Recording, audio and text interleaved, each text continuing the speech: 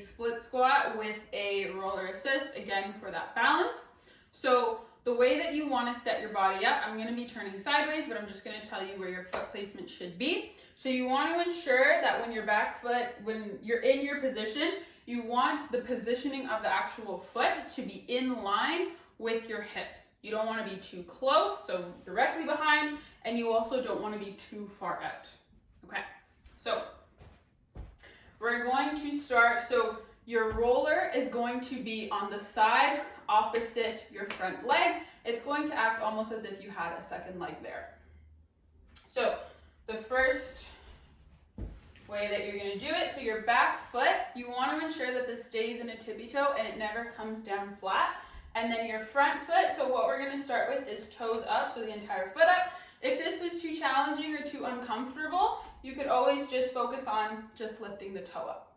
Okay, so core is nice and tight. You're going to tuck the hips in best as you can, squeeze your core, and then you're going to come down, back up, squeeze this back glute, down, back up, and squeeze. So our next movement is the split squat up. So this is very similar to the regular split squat. We are going to be using it again with the roller assisted, and now we're going to be adding a mat just to help out with the knees.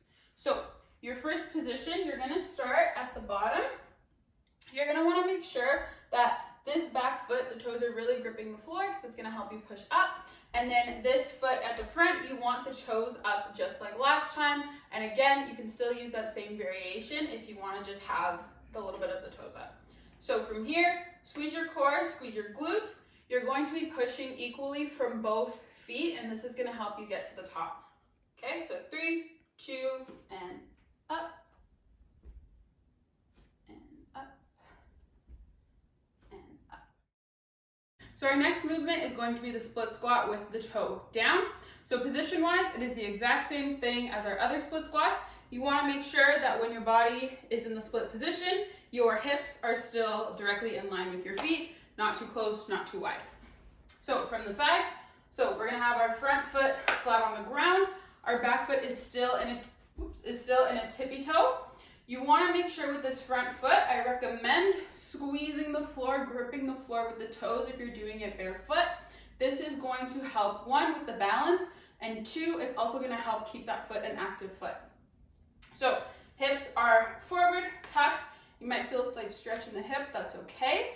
Core nice and tight. You're going to come down and back up.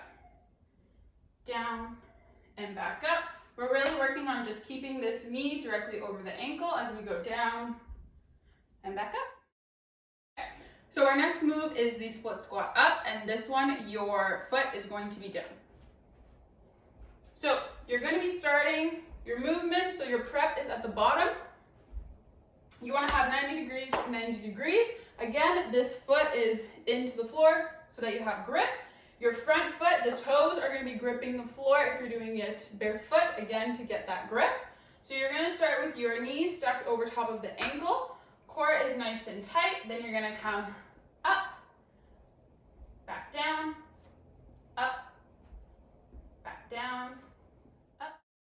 So our next movement is the reverse lunge. So again, this is a movement that is moving, it is dynamic, it is not stationary. So you're going to be facing forward. I like to put my hands on my hips, it does help with my balance. So core nice and tight.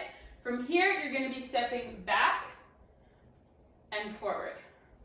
So back and forward. Again, you want to make sure that the front foot stays flat at all times. It does not come up on the toe. And your back foot is still, those toes are digging into the floor and it stays in a tippy toe.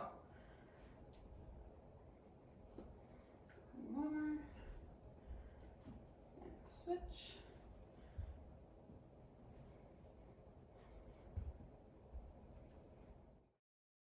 So our next movement is going to be the forward lunge. Now this is a movement that is moving and it is not stationary, so you really want to ensure that you're keeping your core and glutes nice and tight to protect that balance. So you're going to be facing your direction. Make sure again that those hips are in the right place when you're stepping. So core nice and tight, you're going to step forward and push back. Now, when you're coming forward, you really want to focus on keeping that front foot nice and flat and not having it come up so you're on the toes. So again, core tight, forward, and push back with that front foot.